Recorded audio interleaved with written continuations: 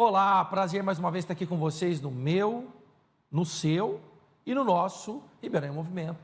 Há mais de 10 anos no ar, levando informação, trazendo aqui pessoas para um debate muito tranquilo sobre a realidade da nossa cidade e principalmente quem movimenta a cidade, o Estado e o Brasil, por que não? E hoje eu estou com ele aqui que é professor da Rede Pública Estadual e faz muito sucesso no YouTube. Já veio aqui uma vez e está voltando hoje para falar de uma ação para você, professor e professora, que é a categoria O, que pode, inclusive, garantir o seu FGTS, que não é pago. Vai falar disso e muito mais. Professor Sérgio Alexandrino, prazer ter você conosco aqui, tudo bem? Sardinha, o prazer é todo meu, é sempre bom falar com você, te acompanho, parabéns pelo trabalho que você está fazendo naquela escola, convidou uma professora para fazer eu vi na internet lá, para fazer umas oficinas com os alunos, excelente, é assim que se faz a educação. Prazer estar com você, estou à disposição quando você precisar. Prazer é nosso, Sérgio, e você tem lá a voz e vez do professor no YouTube, para seguir o Sérgio se você não segue ainda, que fala a realidade do professor sem ser muito rebuscado, fala a verdade mesmo para você entender, e aquela verdade que às vezes dói e precisa ser ouvida para quem, no caso, é responsável pela educação estadual, que é o governo estadual. E Sérgio, agradecer pela sua voz, fazendo com que o professor tenha mais vez na educação no estado de São Paulo, mas vamos falar do que está acontecendo ultimamente, que você fez vídeos sobre isso, se você já viu na história do estado de São Paulo, você já tem mais de 20 anos aí de cátedra, do professor efetivo também, além do categoria O, não ter direito a permanecer na sua escola onde ele foi classificado. Já tinha visto isso na sua história, Sérgio? Olha, em 36 anos, hoje eu gosto de manhã, eu faço a minha oração, que eu sou um homem de fé, faço a minha oração e depois que eu termino a oração, eu começo a meditar. Aí eu comecei a rever a minha carreira de 36 anos no magistério. Eu lembrei de quando eu comecei, eu trabalhava na Philips do Brasil, eu trabalhava no setor de compras, eu ganhava 3 vezes mais que na educação. Mas deixei a Philips para vir para a educação. E eu estava pensando, graças a Deus eu não encontrei o FEDER no meu começo de carreira. Se eu tivesse começado, tantos alunos não teriam tido chance de ir para a faculdade, porque eu dava aula na faculdade, eu conseguia bolsa para meus alunos lá. Eu trabalhei no colégio objetivo, eu pegava os bons alunos que não tinham condições de pagar uma escola particular, trazia. Ajudei um aluno que o sonho dele era fazer o ITA.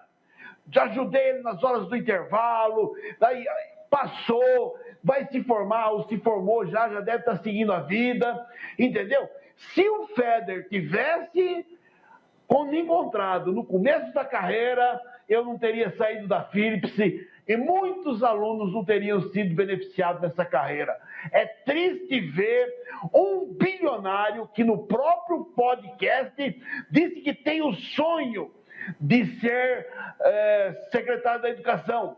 Quando você tem um sonho, se prepara para aquele sonho. Ele caiu de paraquedas e agora, eu não sei se você viu a PL 1316, que o Tarcísio apresentou ontem na Alesp, vai fazer do professor efetivo não titular de cargo efetivo na escola. Agora você vai ser titular na diretoria de ensino. Eu preparei um resumo, agora eu vou fazer um vídeo analisando essa PL. Essa PL vai acabar com o professor efetivo, que estava num patamar que não dava para mexer com ele. Agora eles vão conseguir mexer e olha, estão dizendo que é para melhorar a educação, mas vai rebentar com a educação. Essa é a verdade.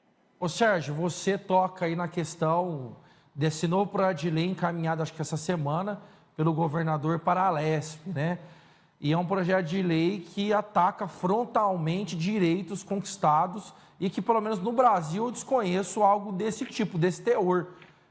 Eu acho legal quem está nos assistindo até ter noção do que está acontecendo no estado de São Paulo, com relação a essas mudanças nas regras para os servidores professores. Você falou de uma questão aí que me chamou muita atenção, que hoje o professor, ele passa em um concurso estadual, e aí ele é classificado, né, segundo ali, né, a prova, os títulos, e aí nessa classificação ele é convocado para assumir o cargo numa escola do estado de São Paulo. Se for aprovado esse projeto de lei, como que vai ser essa questão da classificação? Ele não é mais classificado na escola, é classificado na diretoria de ensino, o cargo dele fica à disposição conforme as metas estipuladas, que muitas são, né, muito difíceis de alcançar, ou não é para alcançar, parece, muitas vezes. Como que vai ficar essa questão aí do professor? Bom, pela PL que eu tive lendo e estudando, acontece o seguinte: o professor passa no concurso. Ele não é mais, como foi o meu caso, em 2 cargos, eu passei em 3 concursos, eu assumi 2 cargos. No primeiro cargo, eu escolhi a escola Estevam Ferri, em São José dos Campos. Fiquei lá até me aposentar. No segundo cargo, eu escolhi a escola João Cursino, em São José dos Campos também. Fiquei lá até o começo da pandemia. Ali era o meu cargo. Para eu sair dali, só se eu pedisse remoção ou se respondesse um processo administrativo, aí eu era compulsoriamente transferido. O meu cargo era aí. Essa PL faz o seguinte: o seu cargo não é mais naquela escola. O seu cargo é na diretoria de ensino. Então, dependendo da avaliação do diretor ao seu trabalho, você vai para qualquer outra escola. Você não tem aquela escola. Você vai ficar dentro da diretoria de ensino, tendo mobilidade ali. E ele tá colocando aí, inclusive, descontar a falta do professor no ALE. É coisa absurda, rapaz. É coisa absurda. Eu nunca vi isso na minha vida. É outra coisa também que eu acompanhei por cima, não li o projeto, é que com relação à falta, né? Então, por exemplo, o professor tem 6 aulas durante o dia. E muitas vezes ele acontece algum imprevisto. Aí ele dá a falta à aula. Então, se ele tem 6 aulas, ele dá 2 faltas aulas por imprevisto, às vezes furou um pneu, às vezes precisa levar o filho no médico e voltar, e não tem como justificar ele dar a falta à aula. Pelo esse projeto, parece que essa falta à aula se transforma em falta dia, é isso mesmo?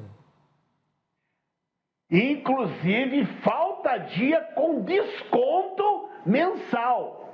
Porque o negócio é o seguinte: ele atropelava a lei. Falta médica, gala, nojo, TRE, júri, ele não considerava. Aí entraram na justiça, o Gianazzi, a POSP, né, as entidades do magistério entraram na justiça e conseguiram fazer com que ele não conte falta para aquela presença em sala de aula dele, não conte faltas abonadas por lei, gente. É direito do trabalhador, é direito do professor. Aí, o que ele fez? Ele meteu nesse projeto aí para transformar duas aulas, você já faltou o dia todo. E eu não sei como, porque se você já deu 4 aulas, como é que ele vai descontar o dia se você já faltou menos? Eu não... Exato. Olha, terrível, cara. Tem outra questão também que eu estava vendo, que tem o adicional de local de exercício. São locais mais perigosos, né? São complexos. E parece também que esse projeto tira esse direito do professor, que tira licença médica, ou tem falta justificada, que é aquela falta que, né, teve algum imprevisto. Isso acontece? Você teve essa interpretação do projeto, Sérgio? A interpretação que eu tive, tá aqui o resumão que eu fiz, ó, eu vou fazer um vídeo depois da nossa entrevista aí, entendeu? No meu resumão, eu entendi o seguinte: ele quer, por exemplo, você falta, desconta falta sua, falta dia, falta aula, mas não mexe no ALE. O que é que ele quer? Você falta, aí desconta do seu salário e desconta do que você recebe do ALE. Entendi. Entendeu? Ele quer fazer uma proporcionalidade no ALE.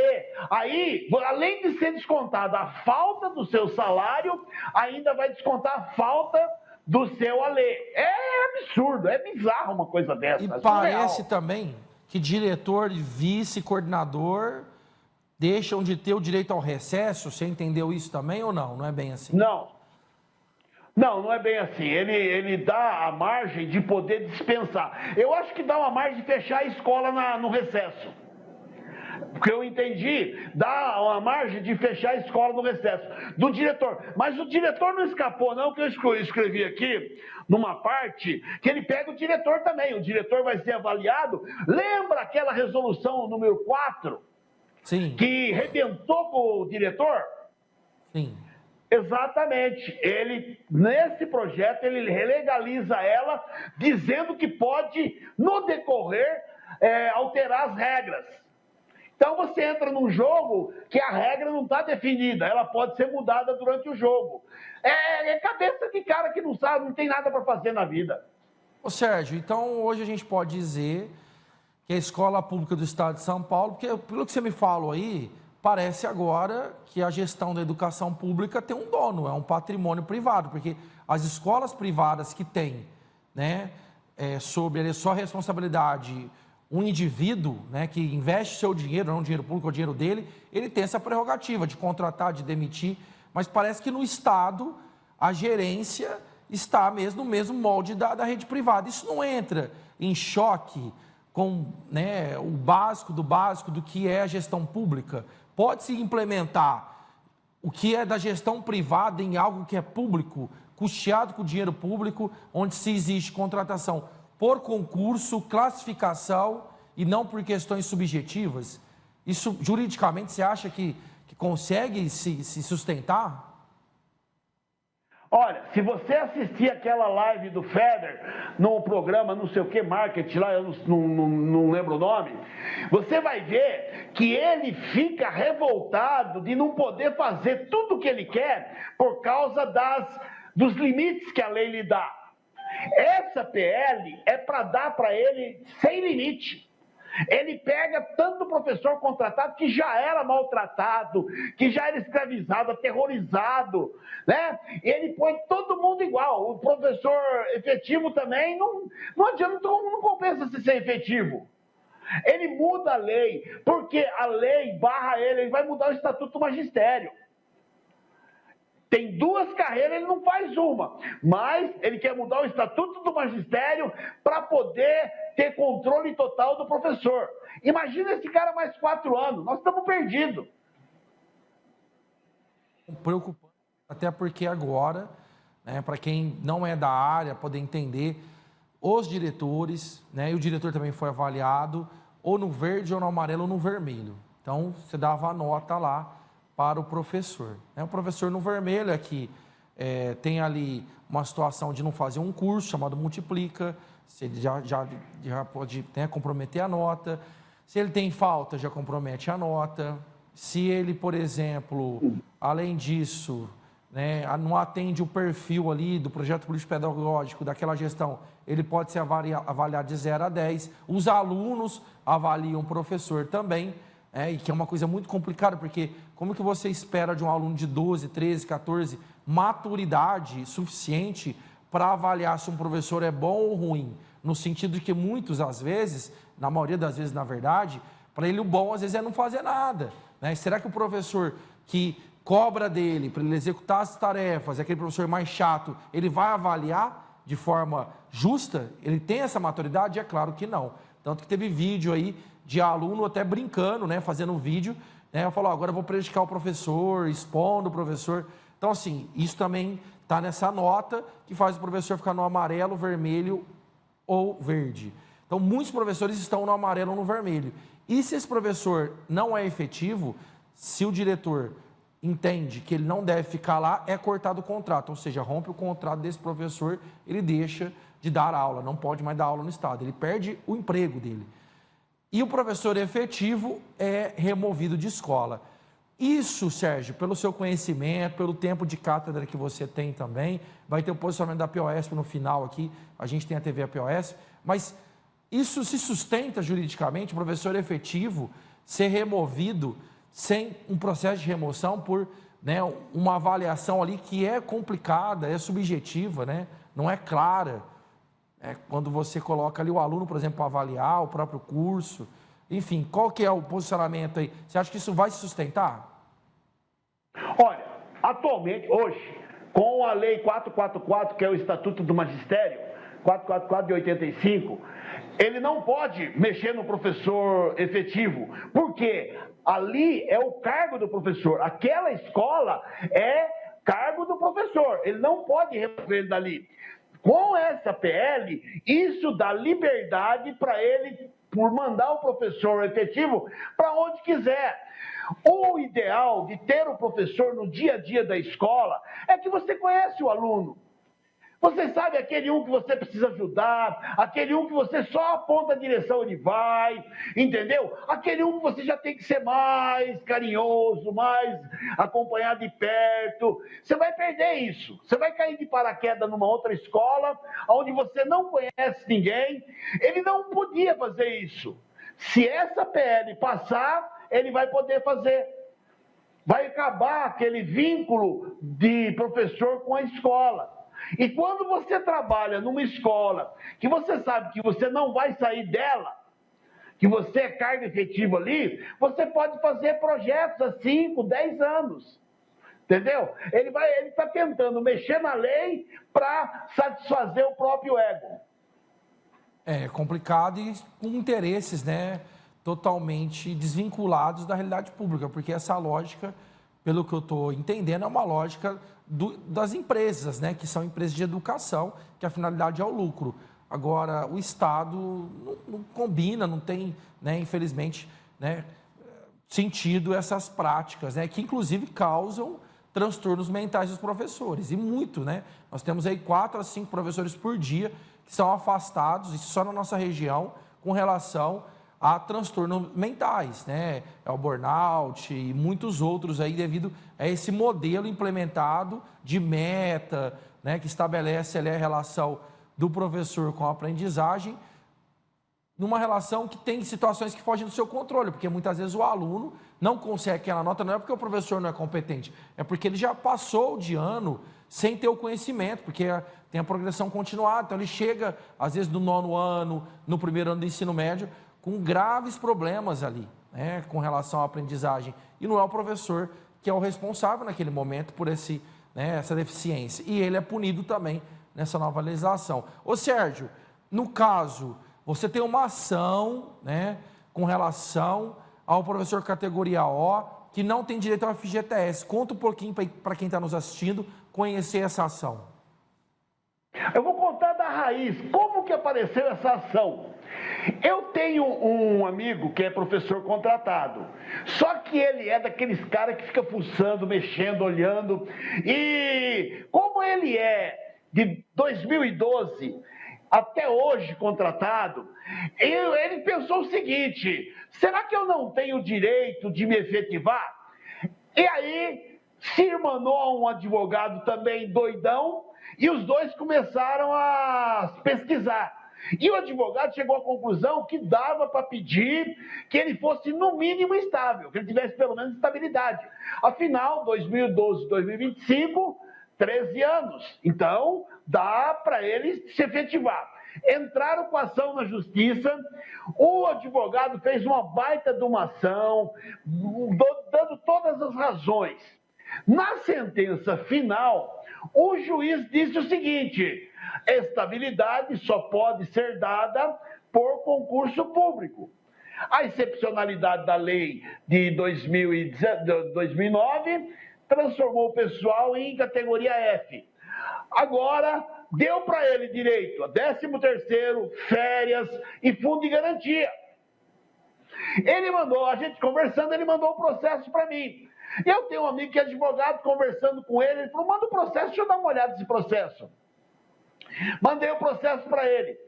Uns 2, 3 dias depois ele falou para mim: Sérgio, negócio seguinte, o professor contratado tem direito a fundo de garantia, férias, 13º, tudo que o Estado não pagar. Eu andei dando uma pesquisada, tem uma súmula do STF que garante isso, o artigo 37 da Constituição garante que o professor só pode ser contratado no máximo por 3 anos. Então, 3 anos o professor está dentro da legalidade. A partir de 3 anos, ele tem direito a fundo de garantia. E aí o governo do estado de São Paulo fez a lei 1093, que é a lei do pessoal contratado, mas esta lei vale para todo mundo. Esse processo, para servidor público, pode ser o agente de organização escolar, qualquer um. Aí, eu conversando com ele, nós começamos a montar a ação. Só que eu sou um cara meio metódico, né? Então eu estou fazendo o seguinte: o professor manda o documento para mim, eu mando para o advogado. O advogado faz a procuração, manda para mim, eu mando para o professor. Entendeu? O professor assina, fala: ó, Sérgio, assinei. Eu vou no advogado, assinou. Aí, e outra, o processo faz uma planilha de custos, porque o que atrasa de você receber o processo é a planilha de custo. Eu tenho um processo da POSP, que a POSP ganhou em 2019, o processo é de 2015. A POSP ganhou o processo em 2019. Até hoje eu estou esperando a malvada da planilha de cálculo. Então nós estamos montando uma ação que já vai calculado. Então quando entrar com a ação, o professor já sabe o valor que ele tem direito. Quando sair o trâmite julgado, que não tem mais recurso, tem mais nada, 60 dias, corrige a tabela e ele recebe rapidinho. Então já teve professor que teve vitória com relação a isso, pelo que eu entendi aí. Tem dois professores que já ganharam a ação, inclusive o advogado usa como precedente jurídico. Entendeu? Mas, segundo ele, é cláusula de repercussão geral. Ou seja, não tem como perder. Entendi, Sérgio, entendi. Eu entendo também que é um direito, né? Inclusive aqui em Ribeirão Preto, os professores que são nessa modalidade, se eu não me engano, tem FGTS, posso estar enganado, mas eu vou até pesquisar. Mas acho que aqui eles têm sim um acerto no final do contrato, nesse modelo. Ô Sérgio, eu queria agradecer de novo sua presença. Eu tenho aqui a segunda parte do programa que a gente vai falar da eleição do Conselho Municipal dos Direitos da Pessoa com Deficiência, que foi feita a eleição, na verdade, ontem. Mas a gente tem mais assunto para falar de educação, mas o programa, você sabe, está sempre aberto para você, né? Vim trazer aí as novidades, sua abordagem, tanto no seu YouTube também, que a gente divulga aqui para o pessoal seguir, se não segue ainda, Voz e Vez do Professor. E agradecer novamente sua participação, Sérgio. Ô, Sardinha, muito obrigado, estou à disposição, quando você quiser. Se você é professor, eu vou postar um vídeo, ou entre hoje e amanhã, falando dessa PL, analisando ela total. Se você quiser saber o que vem por aí, e vem chumbo grosso, hein? É só acompanhar a gente lá. Sardinha, à sua disposição, muito obrigado pelo convite. Estamos juntos pela educação e cada vez uma educação melhor. Exatamente, essa é a nossa luta. Sérgio, obrigado e aguardando sua visita em Ribeirão Preto, hein? Quando vier, com certeza vem aqui no estúdio. Pode deixar comigo, vou sim, tá marcado. Um abraço, Sérgio, obrigado, até mais. Pessoal, valeu. Agora a gente vai para o segundo momento do programa, espera a passagem de tempo aí, não sai daí. Tem mais o Ribeirão em Movimento. Vem, querido. Aqui na Difusora é assim, a gente une o melhor da música com a magia do rádio. Por favor, seu locutor, ao menos uma vez, melhor se fossem 3. Toca o nosso som na Difo e tu me faz feliz. Na Difusora eu ouço e peço bis. Na Difusora eu ouço e peço bis. Quem se liga nos 97.1 sente a diferença. Sintonize e descubra por que Ribeirão é Difusora. As informações mais importantes de Ribeirão Preto e região no TH+. Mais notícias, mais agilidade, mais credibilidade. th+.com.br/Ribeirão Preto. É o portal de notícias do Grupo Tati, trazendo as últimas notícias, muito entretenimento e os destaques da nossa região. Acesse já th+.com.br/Ribeirão Preto. Mais para Ribeirão, mais para você.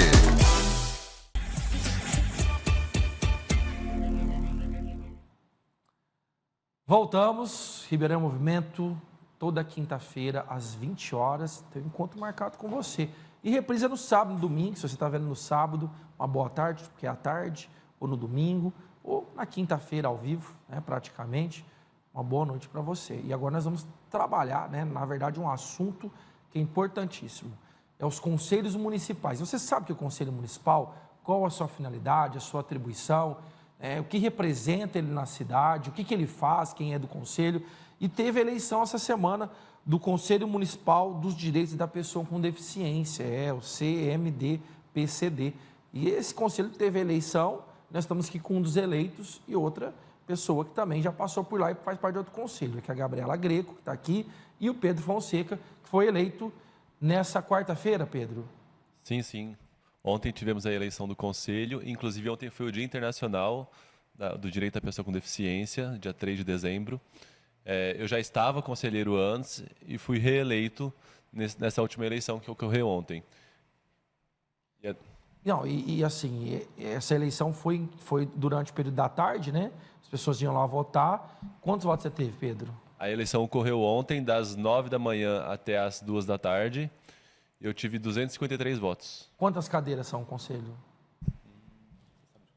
São, não sei se 16 ou 18 cadeiras, 18. Eu não lembro agora. É de acordo com o número de secretarias, né? Ah, entendi. E no caso, cada cadeira representa um segmento, é isso? Isso, tem a cadeira de deficiência múltipla, deficiência física, deficiência visual, auditiva, neurológica.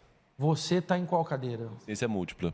O que é a deficiência múltipla, Pedro? A deficiência múltipla é quando a pessoa tem mais de uma deficiência, né? Tipo, visual, olfativa, visual, auditiva, física. No meu caso, eu tenho esclerose múltipla, que é uma doença neurológica, e eu tenho a deficiência física, né? De dificuldade de locomoção, tanto um pouco na mão direita quanto na perna direita. E também tem algumas que são ocultas, né? Que é cãibra, dores, na parte intestinal, parte urinária, tem essa outra parte também. E você, então, representa aí esse público, vamos dizer assim, né? Exato, é uma doença oculta, né, gente? Doença oculta que chama. Você faz desde que nasceu? Tem essa doença ou não? É uma doença que a gente não sabe, eu pelo menos não sei, né? Você nasce com ela, você nasce com um gene dela, mas você desenvolve ela com o passar do tempo, né? Alguns fatores como calor e como estresse faz com que você tenha a doença aparecer em você, né? Muito calor ou muito estresse. Muito calor, estresse, então, Ribeirão, algum trauma. A cidade de Ribeirão pode dizer que ela é propícia a isso, né? Muito calor, né? Estressante, né? Ô Pedro, e qual que é o papel do conselho, para quem está em casa entender, né? O que o conselho faz? O conselho, cada conselho atua de uma forma diferente aqui em Ribeirão Preto. Que você foi eleito? O nosso é mais consultivo. Algumas demandas que chegam para a gente, igual teve o caso aqui em Ribeirão Preto de uma criança que foi que não pôde ir à Feira do Livro, né? Então esse caso chega até nós e a gente debate ele lá e envia o ofício para a prefeitura da nossa opinião a respeito. Aí, assim, vocês enviam opiniões para a prefeitura sobre o que envolve as políticas para pessoas com deficiência. Isso, como ela poderia lidar com isso. A prefeitura pode ou não acatar o nosso pedido. Mas e no caso, por exemplo, Ribeirão Preto é uma cidade que tem uma política de acessibilidade, uma política voltada para as pessoas que são portadoras de deficiência? Tem, mas é muito irrisória, principalmente comparada a outras cidades, né? Como São Paulo, por exemplo, São Paulo capital, que durante uns anos atrás, né, foi feito bastante coisa nesse sentido. Agora, Ribeirão Preto, você pega praças aqui que foram feitas na última gestão e não tem o tátil, né? Não tem o piso tátil, ou então o piso tátil está incompleto, você chega na calçada e termina no meio da rua.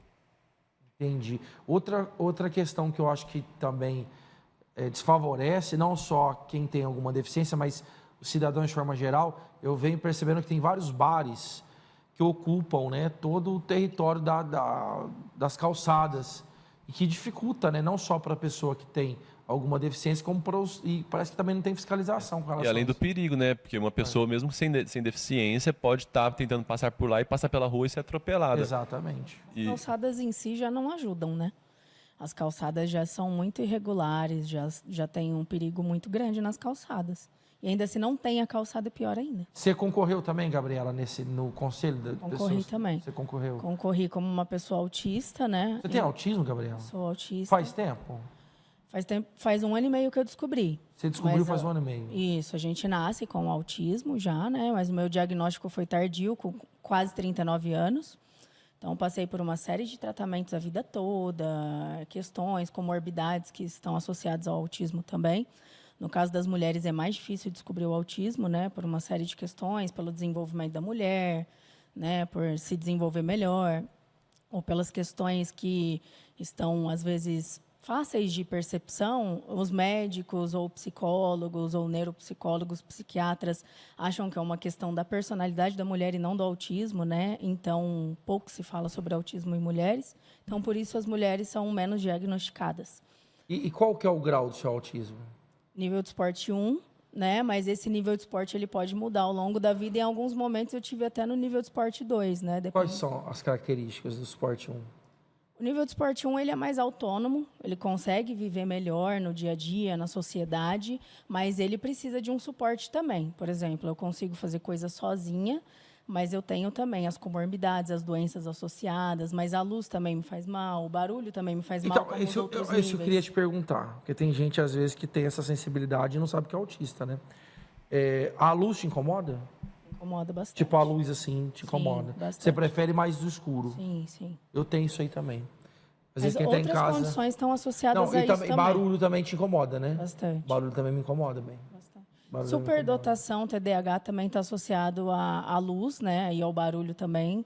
Tem outras condições que estão associadas a isso também. Qual que são as outras comorbidades que acompanham o autismo, no seu caso aí? São comorbidades que vêm por conta do autismo, autismo. principalmente quando ele não é tratado desde criança, né? Isso. No meu caso, por exemplo, a depressão, que me acompanhou a vida toda, Olha só. né? Ansiedade, né? Generalizada. Ansiedade também é um componente do autismo. Também. Associado às pessoas que têm autismo, né? Certo.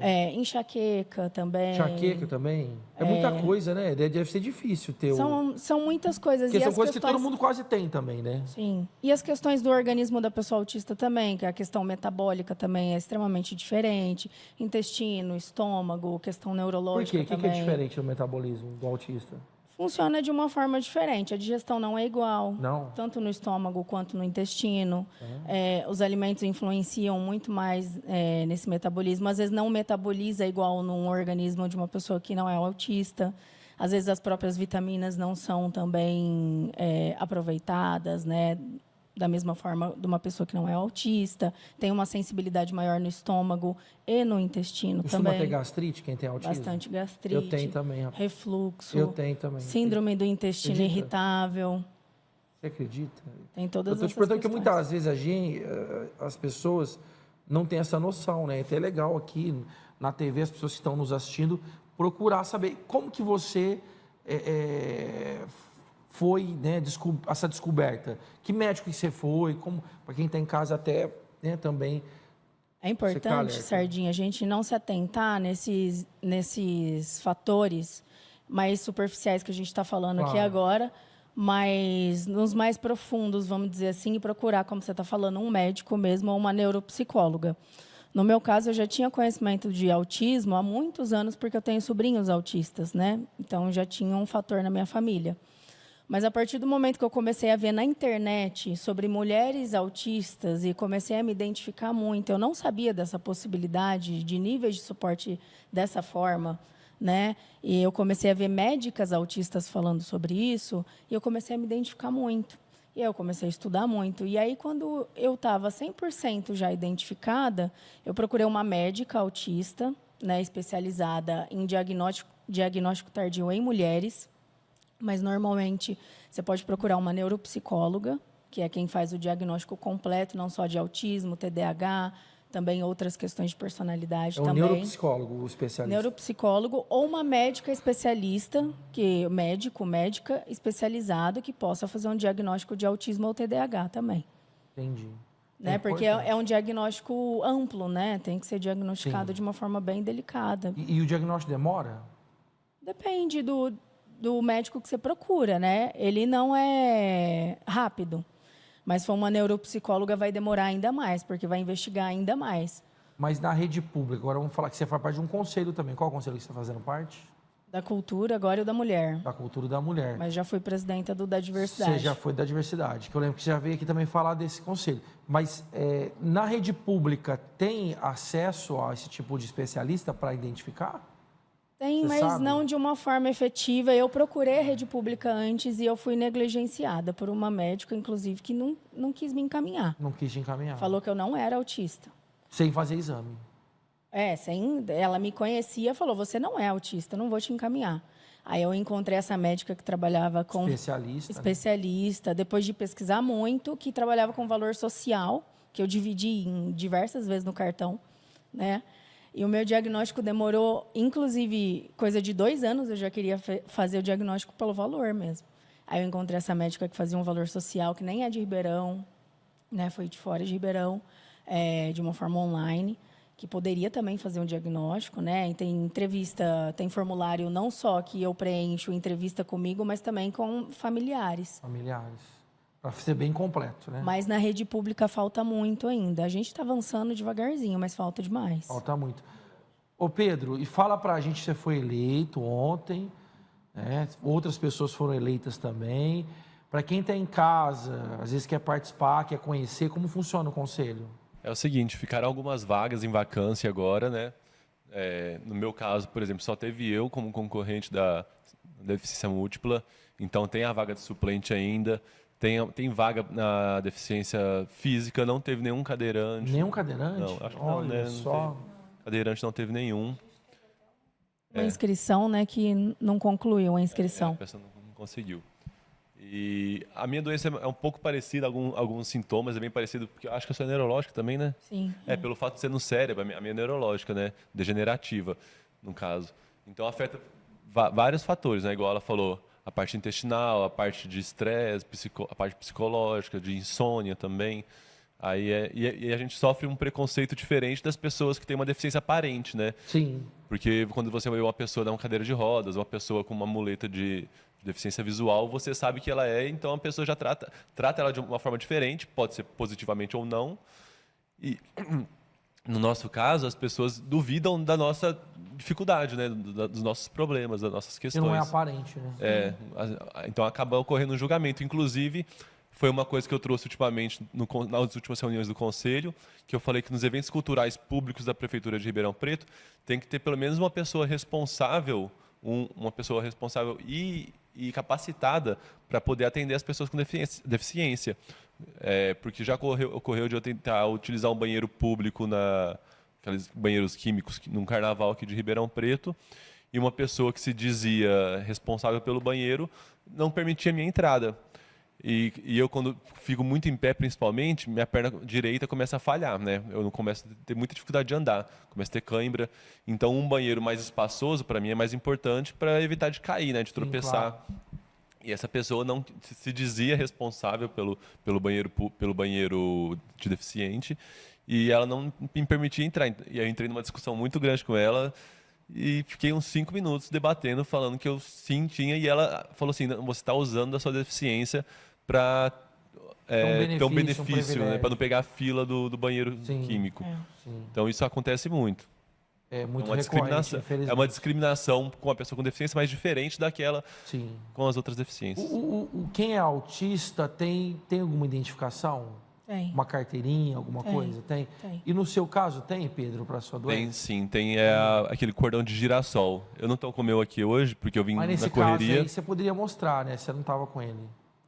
Não estava, porque era um carnaval. Era um carnaval, claro, eu não vou ficar andando de... Mas não tem uma carteirinha não tem? Só o cordão. Existe a Associação Brasileira de Pessoas com Esclerose Múltipla, que é a ABEM, se eu não me engano. E ela produz uma carteirinha, no valor de 8 ou 15 reais. E aí você pode ter essa carteirinha. Pode ter a carteirinha que ajuda também na identificação. Mas muitas pessoas nem sabem o que é esclerose múltipla, né? A nossa chama CIPTEA. É uma carteirinha que é a nível nacional, né? Mas cada estado emite a sua, chama CIPTEA. A gente tem todas as informações e direitos, né? Tem a nossa carteirinha. Aí eu tô sem a carteirinha aqui, mas a gente coloca a carteirinha, tá ali a carteirinha, a gente coloca aqui. Vai facilitar. Você falou uma palavra, desculpa te cortar, você falou uma palavra importante, benefícios. As pessoas acham que a gente quer benefícios e é o contrário. A gente está pedindo, né, às vezes, para estar numa fila preferencial justamente porque a gente está muito, às vezes, passando mal, precisando. Uma necessidade. Né? Eu não consigo ir ficar sozinha no mercado, por exemplo. A gente tem mal-estar, no caso de autista. O Pedro, na condição dele também. No caso de autista, toda aquela movimentação, aquele estresse causa mal-estar na gente. Aglomeração causa mal-estar. Aglomeração, barulho, luz, o fato de eu ter que interagir, a interação. Eu gosto de interagir, de falar com as pessoas, mas isso me faz mal, apesar de gostar. É mesmo? Me faz muito mal, faz mal. É verdade. Tem dia que eu fico de cama, eu fico uma semana de cama. Interação. Exatamente. Engraçado, olha só.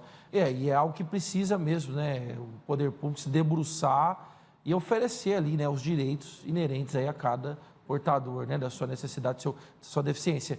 Fala para quem tem casa que dia que é reunião, como faz para ir, do conselho, né? As reuniões são decididas após a eleição, né?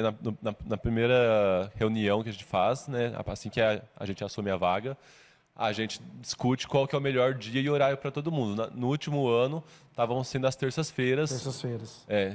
Uma terça-feira por mês, ou quinzenal. Acho que era quinzenal. Terça-feiras quinzenais. Eram terças-feiras quinzenais. E qualquer pessoa pode participar. Qualquer pessoa pode participar da reunião como convidado. Não tem problema. Só não tem poder de voto, né? Sim. Mas tem poder de inserir alguma pauta que ela deseja. E no caso, onde que é a reunião? Está sendo online. Ah, vai ser tudo online. Está sendo online ultimamente para facilitar, né? Para facilitar. Perfeito. E, Gabriela, o Conselho da Mulher, tem o Conselho da Mulher, né? Isso. E o da Cultura, também é o mesmo esquema. Isso. As terças-feiras também. O da Mulher é na próxima terça-feira. Eu acho que o PCD também é na próxima terça-feira, né? A última reunião, né, do Conselho. E o da Cultura está acontecendo também às terças-feiras e também aberta para qualquer pessoa participar. E essa reunião é em algum local ou ela é online? Às vezes é online, às vezes é presencial. Da Cultura, elas estão presenciais normalmente. O da Mulher a gente está intercalando. E onde que é essa reunião presencial da Cultura? Onde fica? Como a gente está sem lugar, normalmente na Câmara, lá no Salão Nobre. E o da Mulher também. A Prefeitura de Ribeirão Preto estava procurando uma casa para fazer a Casa dos Conselhos, inclusive. Essa história vai mudar agora, vai mudar para onde é... Essa história eu ouço faz tempo. Eu já fui do Conselho também. Fui do Compac, essa história é antiga. Eu fui, inclusive, ajudar a olhar com uma corretora e com o responsável, né, com o presidente do Conselho. Ele foi olhar uns 3 locais lá, mas... Não resolveu nada. Essa história está desde que eu estava no Conselho da Diversidade para a gente buscar um lugar próprio. Eu fui do Conselho Municipal da Juventude, fui o primeiro presidente do Conselho Municipal da Juventude, que é de 97, para vocês terem uma ideia. Mas vai agora para onde era a Secretaria da Saúde. A SEMAS vai ter uma sala para os conselhos lá fazerem a reunião. A Secretaria da Saúde? É na Prudente, eu não lembro o número agora. Na Prudente de Moraes.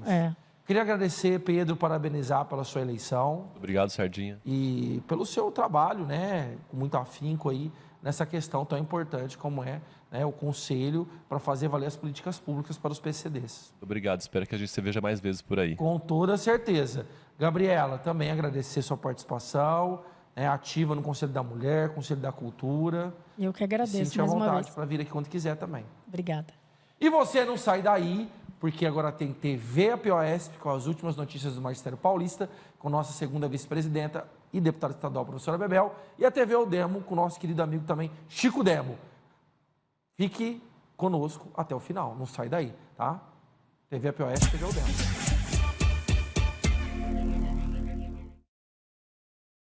Colegas, finalmente a SEDUC vai ter de abandonar as plataformas digitais implantadas autoritariamente na rede.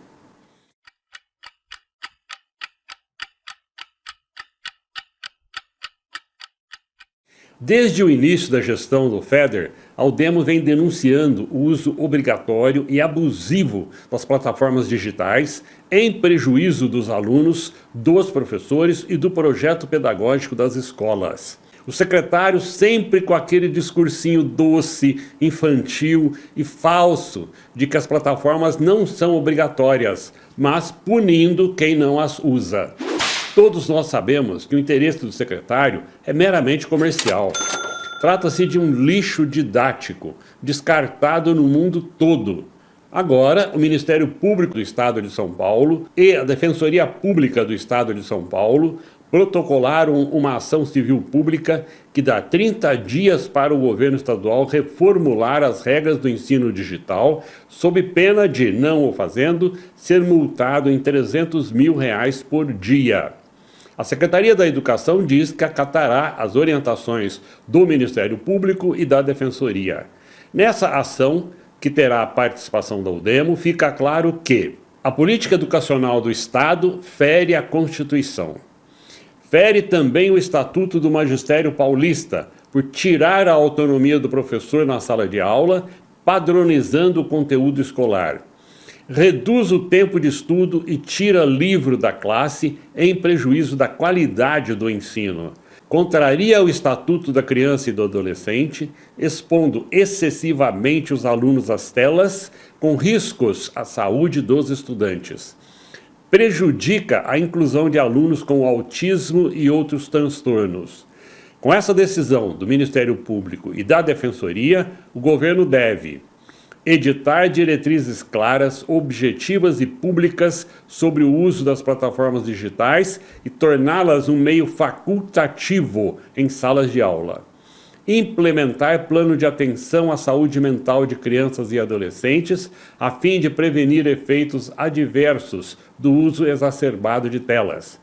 Assegurar a autonomia administrativa e pedagógica das unidades escolares, de suas equipes e comunidades quanto ao uso dos aplicativos.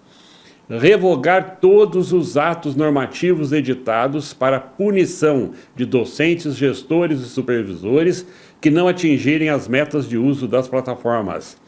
Rever e anular eventuais punições derivadas do uso obrigatório de plataformas digitais. Vamos repetir. Assegurar a autonomia administrativa e pedagógica das unidades escolares, de suas equipes e comunidades quanto ao uso dos aplicativos. Revogar todos os atos normativos editados para a punição de docentes, gestores e supervisores que não atingirem as metas de uso das plataformas. Rever e anular eventuais punições derivadas do uso obrigatório de plataformas digitais. Ninguém é contra o uso de tecnologias, mas todos somos contra o caráter comercial com que as plataformas foram implantadas na rede, em prejuízo do projeto pedagógico e em detrimento do bem-estar e do aproveitamento dos alunos. Parabéns ao GEDUC do Ministério Público de São Paulo. Parabéns à Defensoria Pública por essa ação na defesa dos direitos dos nossos alunos. Parabéns aos colegas, professores e gestores que não desistiram de denunciar esse absurdo da SEDUC e do secretário. Continuamos vigilantes, de olho nos demandos da SEDUC. Com esse secretário, o preço da educação e da democracia é a eterna vigilância. A luta não pode parar. Podemos não vencer todas as vezes que lutamos, mas com certeza perdemos todas as vezes que deixamos de lutar. Na próxima edição, o projeto de lei complementar do governador que dá superpoderes ao FEDER para prejudicar ainda mais os professores e gestores, descaracterizando suas funções e desmontando a carreira do magistério.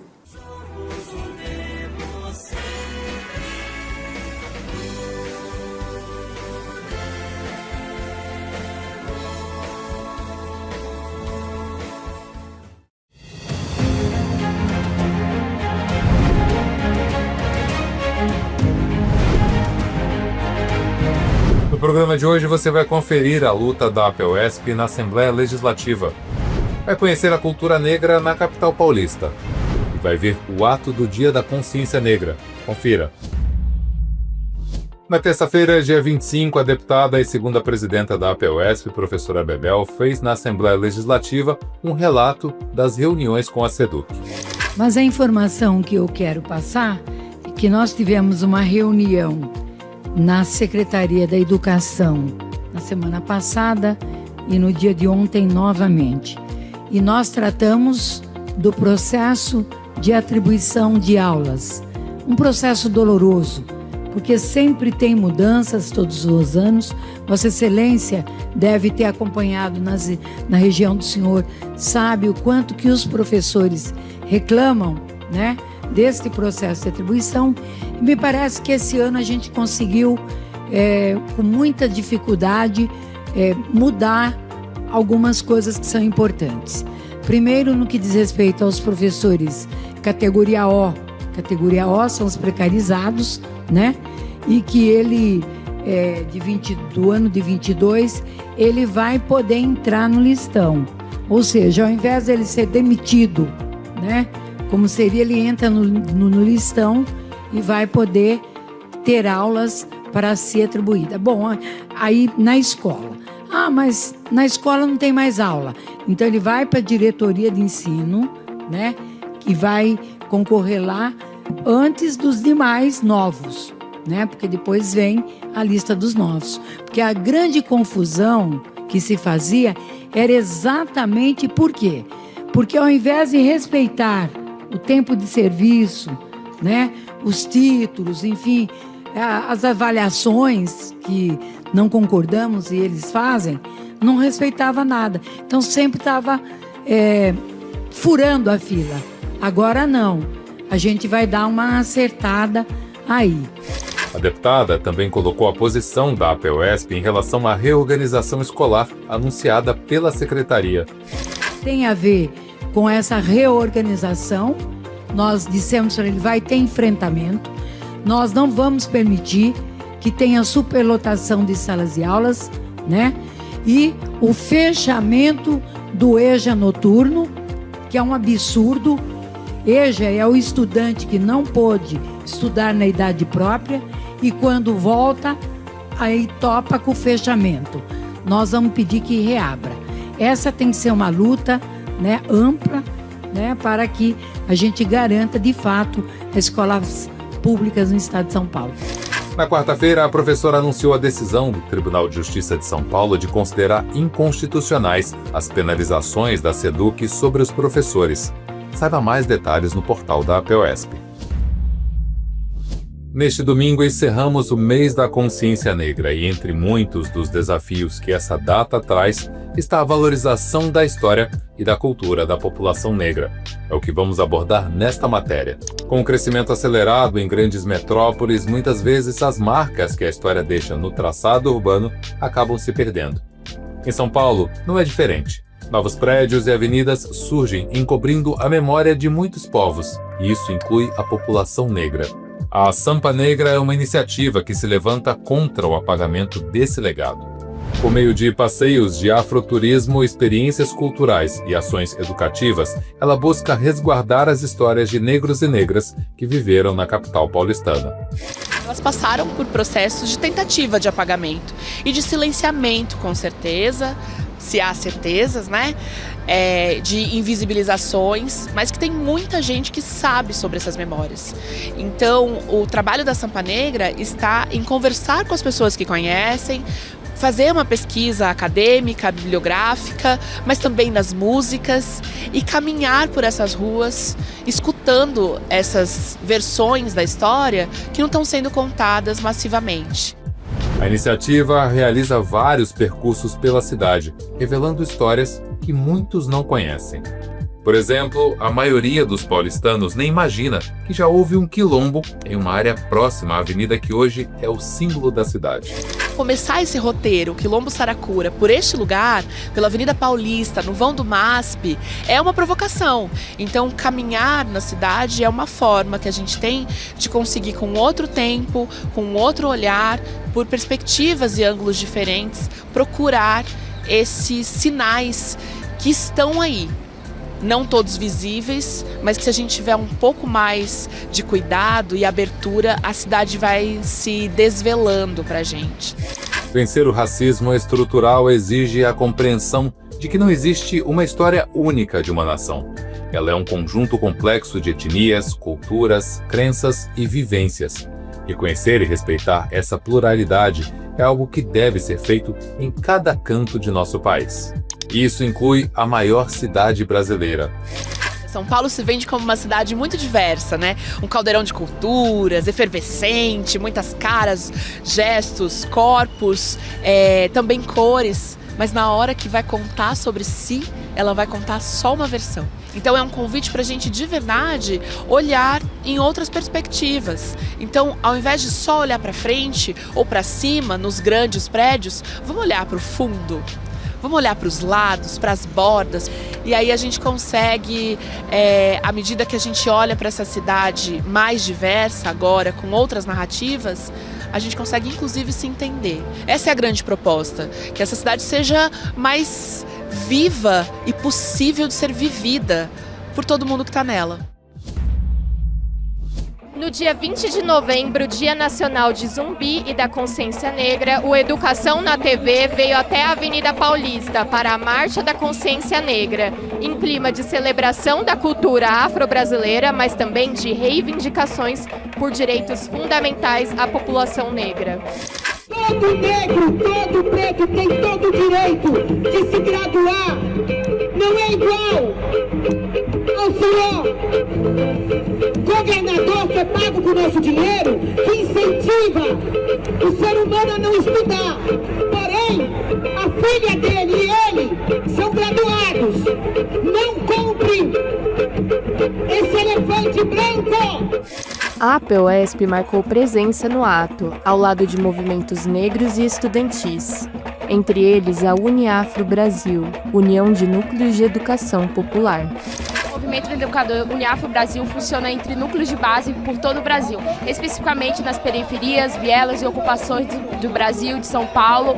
E ele é um movimento que já tem quase 20 anos, 16, 17 anos, e ele é formado praticamente pela juventude negra, que o objetivo é que elas tenham ingresso no ensino superior. Atualmente a Uniafro participa em núcleos de base, cursinhos populares, com professores voluntários, alunos que participam aos sábados, e a previsão é que esses alunos, a partir dessas aulas, passem na faculdade e ingressem no ensino superior. E muitos desses alunos acabam voltando para esses núcleos como os professores, articuladores e militantes políticos. A construção da educação antirracista é uma reparação histórica de quase 500 anos. A gente precisa olhar para a base do Brasil, para quem são formados os pensadores, quem estão na base política, quem é a construção dos trabalhadores, para assim pensar numa educação antirracista. A gente tem que olhar para trás, para quem, como foi construída essa história, para quem a gente vai construir essa história e que tipo de história a gente vai construir. Para quem esses jovens meninos negros, aonde a gente vai direcionar? A polícia quer que a gente direcione para um caixão, a justiça para a cadeia. A gente pretende formar médicos, advogados, engenheiros e políticos.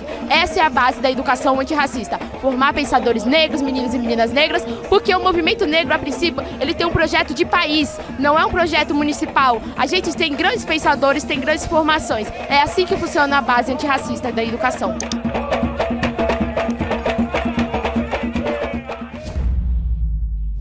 Termina às 19 horas deste domingo a 27ª Festa do Livro da USP, um dos maiores eventos literários do estado de São Paulo. O evento, inaugurado na terça-feira, dia 26, conta com a participação de editoras de todo o país e traz promoções e descontos imperdíveis para professores e estudantes. É a chance de encontrar aquele livro que você precisa pela metade do preço. Corra que ainda dá tempo. O programa de hoje fica por aqui. No portal e nas redes sociais da APEUESP você encontra informações quentes sobre a nossa educação pública. Aponte o celular para o QR Code e siga as redes sociais do Educação na TV. Até a próxima semana.